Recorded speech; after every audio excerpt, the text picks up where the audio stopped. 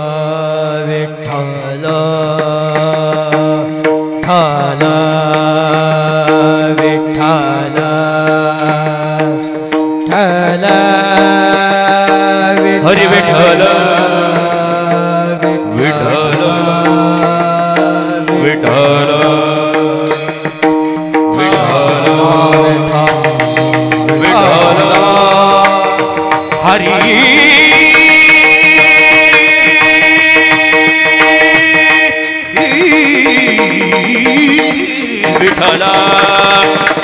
हरी विठ्ठल विठ्ठल विठ्ठल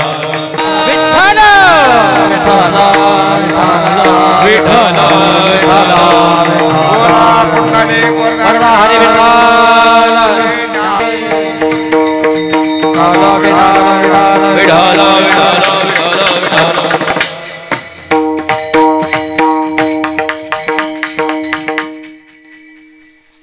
हरी झाले रामराज्य काय उनी आम्हाशी झाले रामराज्य काय उनी आम्हाशी धरणी धरी पिके गाई ओळल्या म्हशी राम वेळोवेळा आम्ही गाऊ ओवी दळिता कांडिता जीविता गे बाई स्वप्नीचे दुःखामे न देखेवे डोळा नामाच्या गजरे भय सुटले कळी काळा राम वेळोवेळा आम्ही गाऊ ओवी दळिता कांडिता जीविता गे बाई तुका म्हणे रामे सुख दिधले आपुले तया गर्भवासा येणे जाणे खुंटले राम वेळोवेळा आम्ही गाऊवी दळिता कांडिता जीविता गे बाई मनोजव मारुत तुल्य बेगम जितेंद्रिय बुद्धिमता वरिष्ठम वातात्मजं वानरयूथ मुख्यं श्रीरामदूतं शरणं प्रपन्ने महायोगपीठे तटे भीमरथ वरं पुंडरीकाय दातो मुनीन्द्रये समागत्यदिष्टन्दमानन्दकन्दं परब्रह्मलिंगं भजे पांडुरंगं पांडुरंगाकरू प्रथमनमन दुसरे चरण संतांची त्यांच्या कृपादाने कथेचा विस्तार बाबाजी सद्गुरुदास तुका आधार धई आपुले चौपाळून या भले वरी बैसो पावले श्री गुरुंजी ज्यांचे केले स्मरण होय सकळ विद्येंचे अधिकरण तेच बंधू श्री चरण श्री गुरूंचे ओम नमो ज्ञानेश्वरा करुणा करा दयाळा तुमचा अनुग्रह लादलो पावन झालो चराचरी झाले रामराज्य काय उनी आम्हाशी धरणी धरी पिके गाई ओळल्या म्हशी राम वेळोवेळा मी गाऊ बिये दळिता कांडिता जीविता गे बाई विडाला विडाला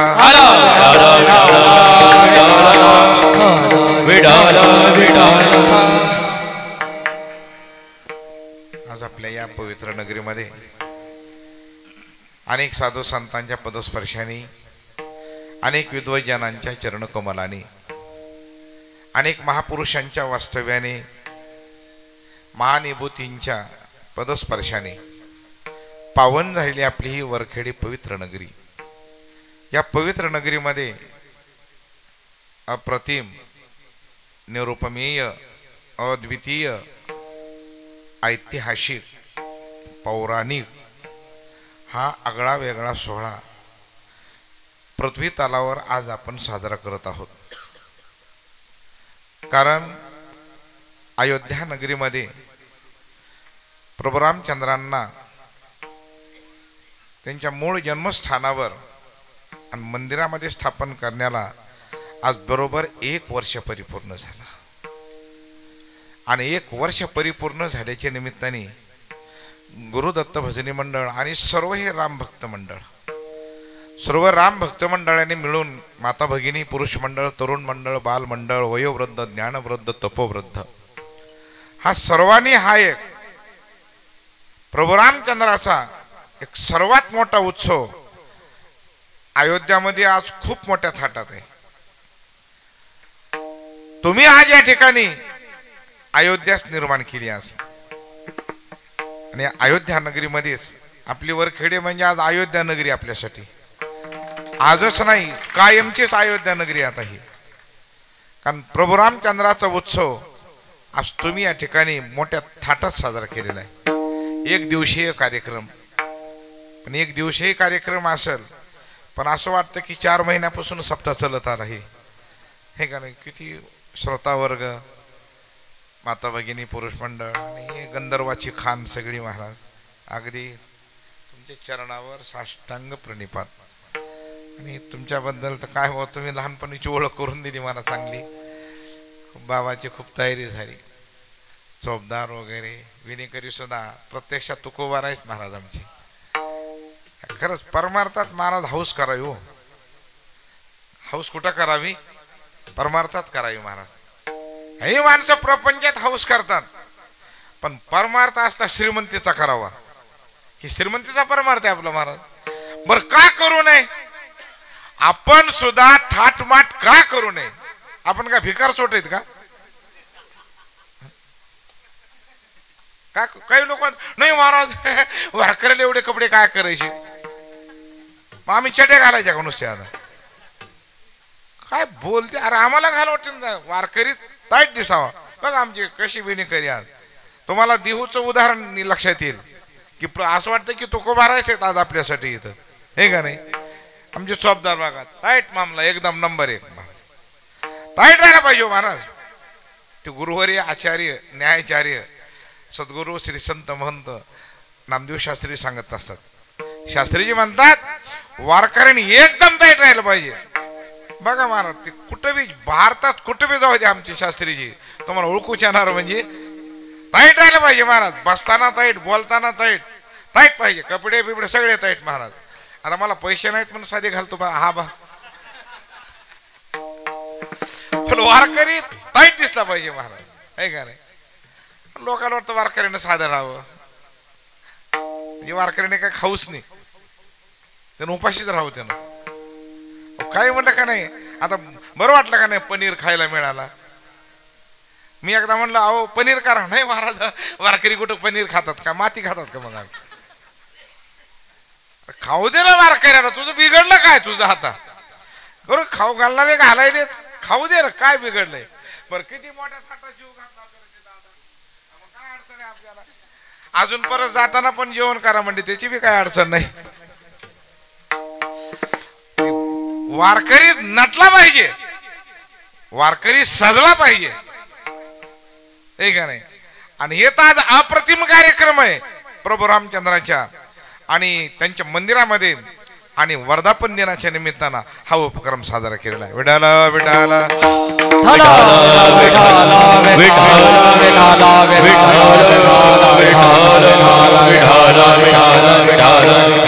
मग महाराज या जगामध्ये सगळ्यांना अपेक्षित आहे रामराज्य. काय अपेक्षित आहे? रामराज्य. सगळ्या विश्वाला अपेक्षित आहे जगात राज्य कोणाचं असावं? रामाचं राज्य असावं. रामाचं राज्य येतंय आहे नाही अशातला भाग नाही. फक्त त्याचं अनुकरण आपल्याकडे कमी आहे. त्याचं अनुकरण जर झालं ना, इथंच रामराज्य आपलं महाराज. अरे आपण एकत्र बसून सर्वजण भोजन करतो, हे रामराज्याचंच प्रतीक आहे महाराज. रामराज्याचंच प्रतीक आहे. सर्व कुटुंबाने एकत्रित बसून भोजन करणं हे सुद्धा रामराज्यच आहे महाराज. घरामधलं घरामधलं काय आहे ते? रामराज्य. पूर्ण पत्नी सहित, सुनासहित, मुलाबाळासहित एकत्र जर भोजन करत असताल तर दुसरं रामराज्य शोधायची गरज सुद्धा नाही. तेच रामराज्य आपल्यासाठी महाराज. ते तरुण सागर महामुनी होऊन गेले बघा, खूप मोठे तत्ववेत्ते. मी त्यांचे प्रवचन म्हणले आवडायचे बाबा, है का. मी अजून सुद्धा ऐकतो बाबा त्यांचे. फार तरुण सागरजी महामुनी खूप मोठे तत्व आहेत. त्यांनी एकदा सांगितलं होतं व्याख्यानामध्ये, प्रवचनात. त्यांनी म्हणाले घराला स्वर्गही करता येतो आणि घराची स्मशानभूमी करता येते. घरातला स्वर्ग कशाहून होतो? सर्व आपसामध्ये एकमेकाला बोलत असतील, कुटुंबातले सदस्य एकत्र भोजन करीत असतील, विचार करीत असतील, विचार मंथन करीत असतील, तर ते घर नाही, ते स्वर्ग आहे. ते काय आहे? ते स्वर्ग आहे. आणि ज्या घरामध्ये कुणीच एकमेकाला बोलत नाही, एकत्र भोजन करत नाहीत. हे गेल्याशिवाय तो येत नाही घरामध्ये. ते तरुण सागरी सांगायचे त्याला घर म्हणायचं नाही, त्याला मूर्तिमंत स्मशानभूमी म्हणायचं.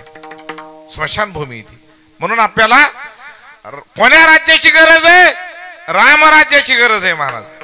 आणि जगामध्ये रामराज्य जर असेल तर जगात काहीच कमी पडणार नाही महाराज, काही कमी पडणार नाही. आणि काय संताची ताकद आहे. आणि संतच आणू शकतात रामराज्य महाराज.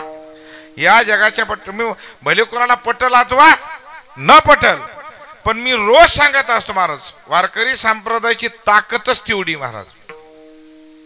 ज्ञानराजासारखा संत नाही म्हणे, ज्ञानेश्वरी सारखा ग्रंथ नाही, आणि वारकरी संप्रदाय सारखा पंत नाही महाराज. हे कोण?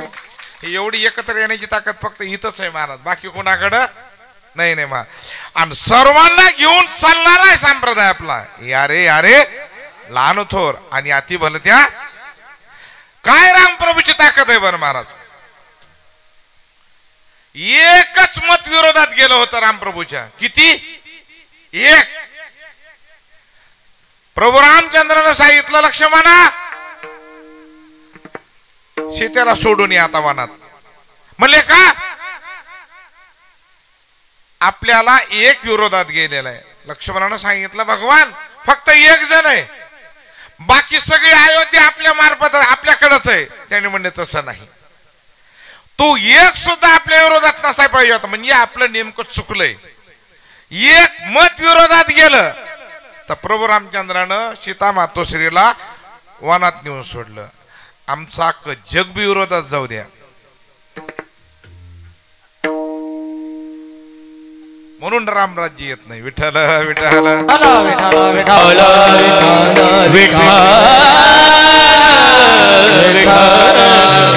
आणि रामाशिवाय ते काही नाही महाराज.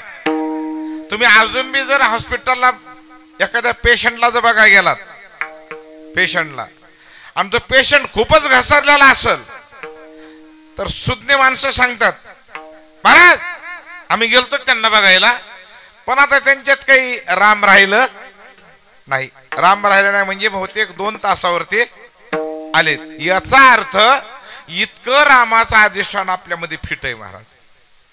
भगवान म्हणतात अर्जुना अरे मी सगळ्याच्या मध्ये आहे, तैसा हृदयामध्ये मी आहे, सर्वांच्या हृदयामध्ये. पण भ्रांताशी कामू विषयावरी. अर्जुनाचा प्रश्न आहे. अर्जुन म्हणतात देवा तुम्ही सगळ्याच्या हृदयामध्ये जर असतात आहेत, मग प्रत्येकाला परमार्थ करावा अशी भावना का होत नाही?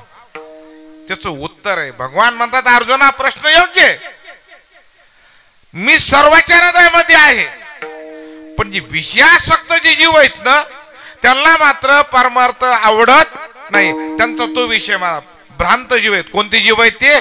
भ्रांत जीव आहेत. का? भ्रांताशी कामू विषयावरी. त्या भ्रांत जीवाचा विषय फक्त काय आहे? विषयच असतो ते महाराज. आणि वैष्णवांचा विषय तो त्यांचा झाला नारायण. अण्णा आवडे जन धन माता आणि पिता. इथं बी एक जण म्हणला महाराज थांबा, मग त्यांना जर माता पिता आवडत नसतील आम्हाला तरी कुठं आवडतात? म्हणजे आमच्यातून वारकऱ्यात काही फरक राहिला नाही.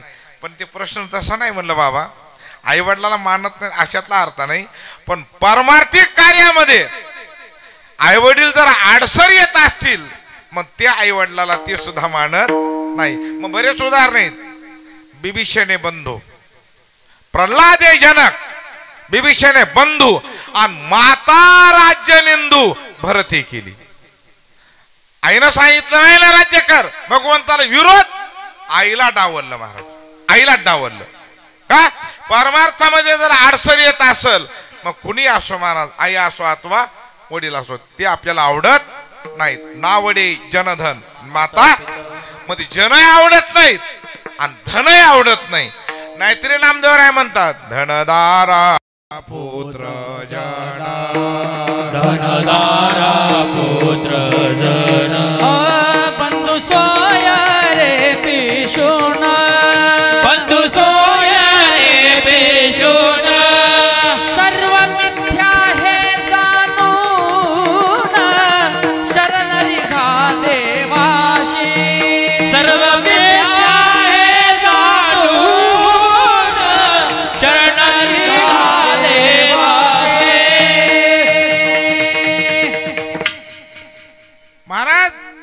नामदेवराय सांगतात परमार्थ आम्हाला इतका आवडतो ज्याच्या हृदयामध्ये राम आहे आणि रामासारखं तत्व जगाच्या पाठीवर शोधून सापडणार नाही. महाराज अनेक विद्वानांनी त्यांचे तुम्हाला जास्त त्याचा अभ्यास महाराज काही काही सूत्र मांडलेत. रमंते योगिनो अस्मिन, योगी लोकांचं रममान होण्याचं स्थान म्हणजे काय आहे? रामतत्व आहे. हे जरी करता विद्वान सांगत असतील पण आमच्या तुकोबारायांनी एवढ्या तत्वाला या पूर्ण सूत्राला अभंगाच्या एका तुकड्यात बसले महाराज. काय ताकद आहे आमच्या तुकोबाराची सुद्धा. राम राजीव लोचन, राम जानकी जीवन आणि योगी यांचे निज ध्यान आणि तुका चरण वंदितो. कारण राम तत्व बघा महाराज काय तुकोबारायकडं महाराज 4-4 श्लोक 2-2 श्लोक गीतेचे अभंगाच्या एका तुकड्यात बसवलेत महाराज. ही तुकोबाराची ताकद आहे का नाही. परित्राणाय साधूनां विनाशाय दुष्कृतां धर्म संस्थापनार्थाय संभवामि युगे युगे. एवढ्या श्लोकाला आमच्या महाराजांनी एका अभंगाच्या एका तुकड्यात धर्मरक्षामया अवतार घेशी, धर्मरक्षामया अवतार घेशी, धर्मरक्षामया अवतार घेशी, अवतार घेशी. आपुल्या पाणीशी भक्तजना, आपुल्या पाणीशी भक्तजना, आपुल्या पाणीशी भक्तजना, आपुल्या पाणीशी भक्तजना.